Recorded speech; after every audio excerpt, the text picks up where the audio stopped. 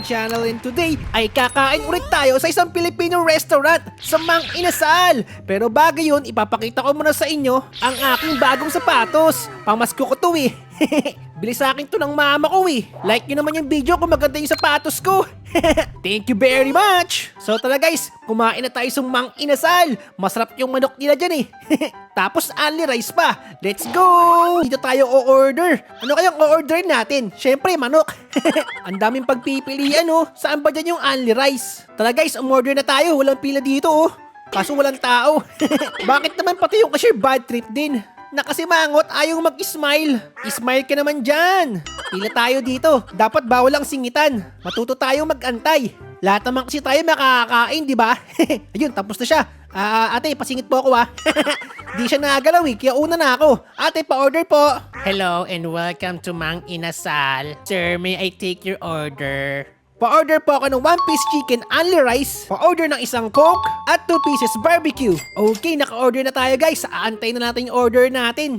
Sana mabilis lang yun. Nagugutom na ako eh. Ayun, tapos agad yung order natin. Ang bilis Miss, order ko po to. Kunin ko na po to Tara, kumain na tayo. Doon tayo sa malapit sa Christmas tree para masarap ang kain natin.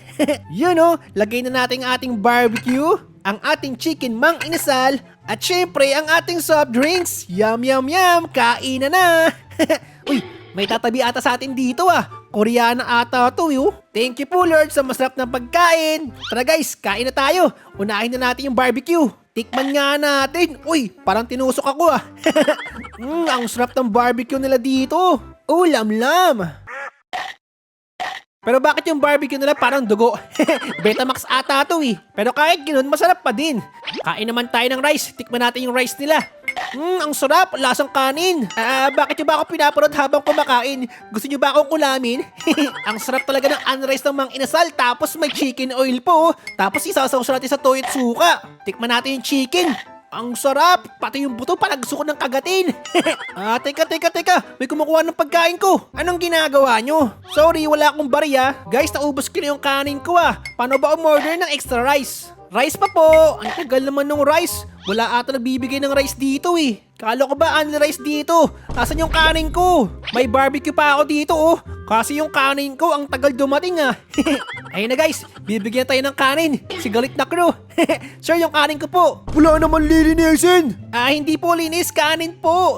Order nga tayo ng extra rice. May bayad pala yung extra rice. Ayan na yung extra rice natin. Si Astig na crew pala magbibigay sa atin Thank you po sa extra. Sir, yung extra rice ko po. Bakit kinuha mo yung ulam ko? Hindi pa ako tapos kumain. Wait lang po. Asukal ka ba? Anong asukal? Yung pagkain ko kinuha mo, sir, kumakain pa ako. Miss, bakit mo kinuha yung pagkain ko? Tapos yung rice ko ang tagal dumating. Guys, tignan nga natin kung ano pa yung niluluto nila. Uy, wala naman palang laman Akala ko madami silang niluluto, ang daming usok. O-order sana ako kaso napaagulo ng pila